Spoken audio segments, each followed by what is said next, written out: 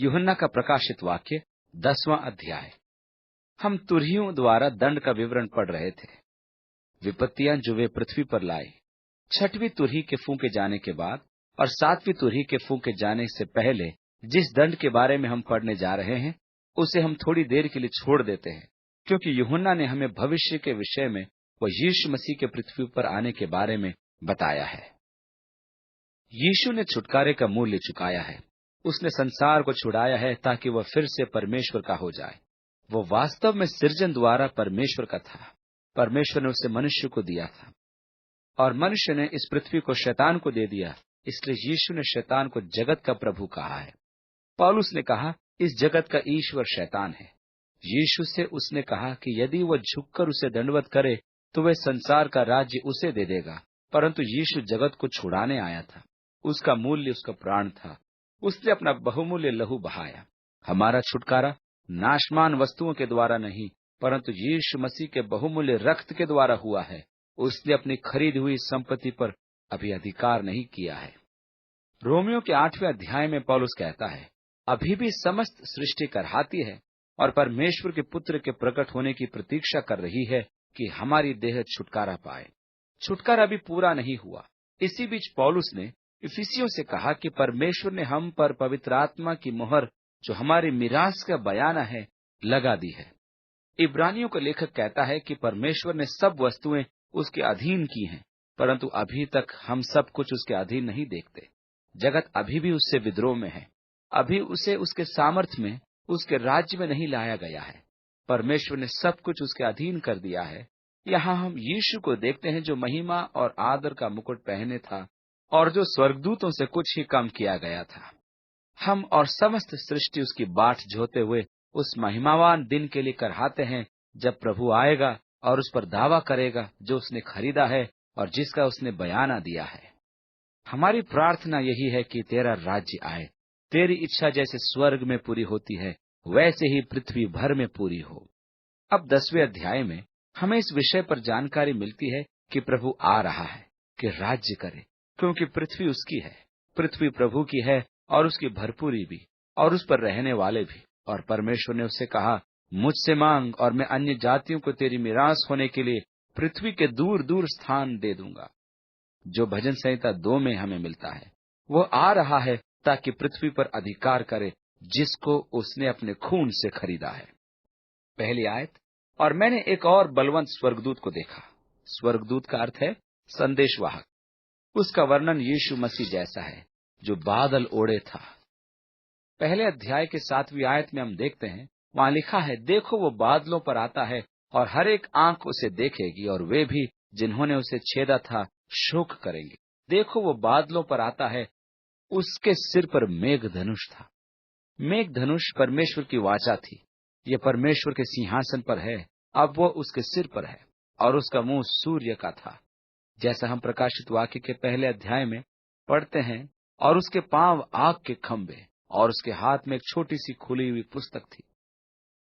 स्वर्ग में एक पुस्तक थी जिस पर 7 मुहरें लगी थी। कोई उस पुस्तक को लेने या उसकी मोहरों को खोलने की योग्य न था। हमने देखा कि वे पृथ्वी के दस्तावेज हैं। अब 7 मुहरें खुलने के बाद पुस्तक खुली है। वो अपने हाथ में खुली पुस्तक लेकर आया है, अधिकार की पुस्तक, पृथ्वी के अधिकार के दस्तावेज जो उसने अपने लहू से खरीदा है।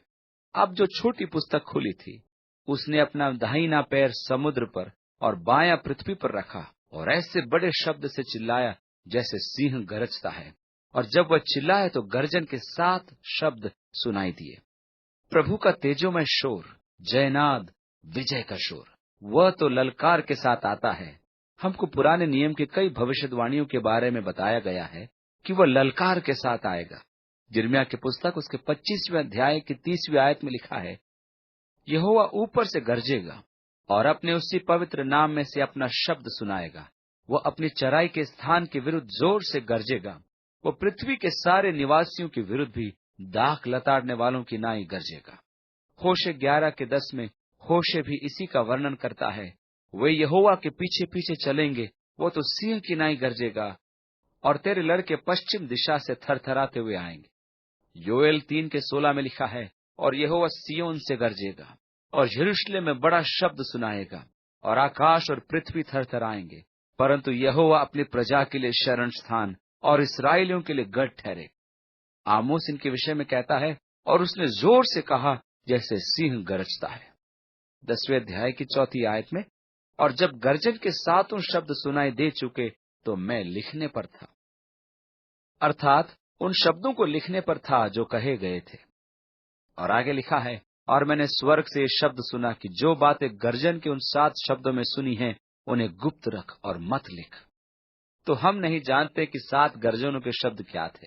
उसके लिए हमें प्रतीक्षा करनी होगी। परमेश्वर ने भविष्य संबंधी कुछ बातें गुप्त रखी हैं। उन 7 गर्जनों में क्या कहा गया वह अज्ञात है, और उसे बूझने का कोई भी प्रयत्न या कल्पना करना गलत होगा। वे दंड हैं या आशीष या कुछ भी हों, हम कल्पना नहीं कर सकते, हमें मालूम नहीं। बस जहां बाइबल खामोश है तो उत्तम यही है कि हम भी खामोश रहें। प्रभु ने यूहन्ना से कहा कि उन पर मुहर कर दे और न लिख। 5वीं आयत से आगे, और जिस स्वर्गदूत को मैंने समुद्र और पृथ्वी पर खड़े देखा था, उसने अपना दाहिना हाथ स्वर्ग की ओर उठाया, और जो युगान युग जीवता रहेगा, और जिसने स्वर्ग को और जो कुछ उसमें है, और पृथ्वी को और जो कुछ उस पर है, और समुद्र को और जो कुछ उसमें है सिरजा, उसी की शपथ खाकर कहा, अब तो और देर न होगी, अब अधिक समय नहीं और देर न होगी। हम उसकी प्रतीक्षा कर रहे हैं। कलीसिया प्रभु की प्रतीक्षा कर रही है कि वो आकर अपने राज्य की स्थापना करे। बाइबल हमें उत्साहित करती है कि अपनी प्रतीक्षा में धीरज धरो। याकूब ने कहा, भाइयों धीरज धरो, क्योंकि प्रभु का समय निकट है। पतरस ने कहा कि प्रभु द्वारा ये देरी कुछ लोगों के लिए ठंडे पड़ जाने का कारण होगी, और अंत के दिनों में वे कहेंगे, उसके आने की प्रतिज्ञा कहाँ गई? क्योंकि जब से बाप दादे सो गए हैं, सब कुछ वैसा ही है जैसा सृष्टि के आरंभ से था। पतरस ने कहा, प्रभु अपनी प्रतिज्ञा के विषय में देर नहीं करता, जैसे देर कितने लोग समझते हैं, पर तुम्हारे विषय में धीरज धरता है, और नहीं चाहता कि कोई नाश हो, वरन यह कि सबको मन फिराव का अवसर मिले। हमें ऐसा लगता है कि प्रभु अपने आने में देर कर रहा है, परंतु इसमें उसका एक उद्देश्य है। जैसे जल प्रलय से पहले नूह के समय में धीरज के साथ 100 वर्ष तक प्रतीक्षा करता रहा, आज भी वह धीरज के साथ प्रतीक्षा कर रहा है। पतरस कहता है कि प्रभु का दिन आएगा। आप इसके विषय में निश्चय जान सकते हैं। इस समय हम सब के लिए घोषणा है कि अब देर न होगी। कुछ लोगों को आपत्ति होती है कि मसीह ने उसके नाम की शपथ ली जो सदा जीवित है और जिसने स्वर्ग और उसमें की वस्तुओं को सिरजा है। इब्रानियों के 6 अध्याय की 14वीं आयत में हम पढ़ते हैं, परमेश्वर जब अपनी प्रतिज्ञाओं को स्थापित करता है तब कोई नहीं जिसकी वह शपथ खा सके, इसलिए अपनी ही शपथ लेता है। मनुष्य कई बार अपनी बात की पुष्टि करने के लिए शपथ लेता है। अपनी माँ की कसम या बाइबल की कसम, लोग ऐसा कहते हैं। वो ऐसा इसलिए कहते हैं ताकि उनके शब्दों को अर्थपूर्ण सिद्ध किया जाए, इसलिए वो उनसे बड़ों की शपथ लेते हैं। जब परमेश्वर शपथ को स्थापित करना चाहता है तब उससे बड़ा कौन है कि वो उसकी शपथ ले, क्योंकि तीनों लोकों में उससे बड़ा कोई नहीं। इसलिए वो अपनी ही शपथ लेता है, जैसे इब्रानियों में बताया गया है। मुझे तो इसमें कोई परेशानी नहीं कि उसने अपनी शपथ खाई। अब देर न होगी, अर्थात समय आ गया है राज्य की स्थापना का, और अब देर न होगी। इसका अर्थ नहीं कि अब समय नहीं। जहां तक घड़ियां, दिन, महीनों, कैलेंडरों आदि की बात है, राज्य की स्थापना में अब देर न होगी। आगे लिखा है, वरन 7वें स्वर्गदूत के शब्द देने के दिनों में जब वह तुरही फूंकने पर होगा, तो परमेश्वर का गुप्त मनोरथ उस सुसमाचार के अनुसार जो उसने अपने भविष्यद्वक्ताओं को दिया पूरा होगा। जब हम भविष्यद्वक्ताओं को दिए गए उसके वचन पर जाते हैं तो पाते हैं कि परमेश्वर ने आने वाले तेजों में राज्य की प्रतिज्ञा की। परमेश्वर का राज्य पृथ्वी पर आने वाला है, और उस राज्य की विशेषता व महिमा ये होगी कि सिंह और मेमना एक साथ चरेंगे, और एक छोटा बकरा उनकी अगुवाई करेगा। सिंह बैल के समान घास खाएगा, और ऐसी बहुत सी बातें हैं। लंगड़ा खुशी से कूदेगा, अंधे महिमा को देखेंगे, और गूंगे परमेश्वर की स्तुति करेंगे। पृथ्वी का पुनरुद्धार बड़ी महिमा से पूर्ण होगा। आप उस पृथ्वी को नहीं देखते जिसकी सृष्टि परमेश्वर ने की, न ही उस पृथ्वी को जिसकी इच्छा परमेश्वर ने की थी। आकाश परमेश्वर की महिमा का वर्णन करता है, और पृथ्वी उसकी हस्तकला को दिखाती है। दिन से दिन बातें करता है, और रात को रात ज्ञान सिखाती है। न तो कोई बोली है, न कोई भाषा जहां उनका शब्द सुनाई नहीं देता। परमेश्वर की इच्छा थी कि मानव सृष्टि के द्वारा परमेश्वर के ज्ञान को प्राप्त करे। बुद्धिजीवी मनुष्य प्रकृति को देखकर परमेश्वर का ज्ञान प्राप्त करता है। अविवेकी मनुष्य प्रकृति की पूजा करता है, न कि सृष्टिकर्ता की। परंतु यह व्यक्ति जो बुद्धिमान है, तर्कपूर्ण सृष्टि को देखकर परमेश्वर के ज्ञान को पाता है। आज भूमि सड़कों और भवनों से ढकी हुई है और वातावरण भी दूषित है। मनुष्य ने परमेश्वर द्वारा बनाई हुई इस सुंदर पृथ्वी को बिगाड़ दिया है और स्वयं अपने नाश की ओर बढ़ रहा है। इस तरह से मानव के प्रति परमेश्वर का जो संदेश है वो धूमिल हो गया है। हम प्रकृति को देखकर परमेश्वर को उस प्रकार नहीं समझ पाते जिस प्रकार वह चाहता है कि हम उसे समझें। हम उस जागरूकता तथा चेतना को खो चुके हैं जो परमेश्वर के सृष्टिकर्ता होने को दर्शाती है। छुट्टी लेकर समुद्री तट पर और परिवार को लेकर घूमना हमारे लिए अच्छा है।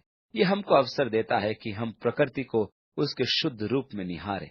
वहां परमेश्वर अपना अस्तित्व हम पर प्रकट करता है। मुझे उस व्यक्ति से बहस नहीं करनी जो कहता है मैं प्रकृति में परमेश्वर को पाता हूँ। मैं भी ऐसे ही पाता हूँ। उसने स्वयं को प्रकृति में प्रकट किया है, परंतु हमें एहसास होना चाहिए कि प्रकृति आज वैसी नहीं है जैसी परमेश्वर की इच्छा थी। आज वह वैसी नहीं जैसी वह परमेश्वर की सृष्टि के आरंभ में थी। परमेश्वर की इच्छा नहीं थी कि हमारा पीने का पानी इतना दूषित हो। परमेश्वर की इच्छा नहीं थी कि वातावरण इतना दूषित हो। यह सब मनुष्य के कारण हुआ है। पृथ्वी के पुनरुद्धार की सख्त आवश्यकता है। तब हम पृथ्वी को उस प्रकार देखेंगे जैसा परमेश्वर की इच्छा है। मनुष्य पतित है, मनुष्य लालची है। वह अपने पड़ोसी में रुचि नहीं लेता, वह दूसरों की भलाई में रुचि नहीं लेता, वह अपने ही भलाई चाहता है। आज जो है वह परमेश्वर की इच्छा नहीं थी कि वह वैसा हो। हम मनुष्य को स्वार्थी देखते हैं। जिनके पास धन है वे महंगे वस्त्र पहनते हैं और हीरे पहनते हैं जिनका मूल्य लाखों रुपए में होता है। ये अजीब सी बात है कि लोगों की कैसी कैसी आवश्यकताएं हैं। मनुष्य उस प्रकार नहीं रहा जिस प्रकार परमेश्वर चाहता था कि वह रहे। जब उसका राज्य आएगा तब हम देखेंगे कि परमेश्वर क्या चाहता रहा और मनुष्य से कैसे जीवन की उम्मीद रखता था। 7वें स्वर्गदूत की तुरही फूंके जाने के समय में परमेश्वर का रहस्य पूर्ण होगा जो उसने अपने सेवकों नबियों पर प्रकट किया। और 8वीं आयत से आगे लिखा है, और जिस शब्द करने वाले को मैंने स्वर्ग से बोलते सुना था वह फिर मेरे से बातें करने लगा कि जा, जो स्वर्गदूत समुद्र और पृथ्वी पर खड़ा है उसके हाथ में की खाली पुस्तक को ले ले। और मैंने स्वर्गदूत के पास जाकर कहा, ये छोटी पुस्तक मुझे दे दे। उसने कहा, ले, इसे खा जा और ये तेरा पेट कड़वा तो करेगी पर तेरे मुंह में मधु सी मीठी लगेगी।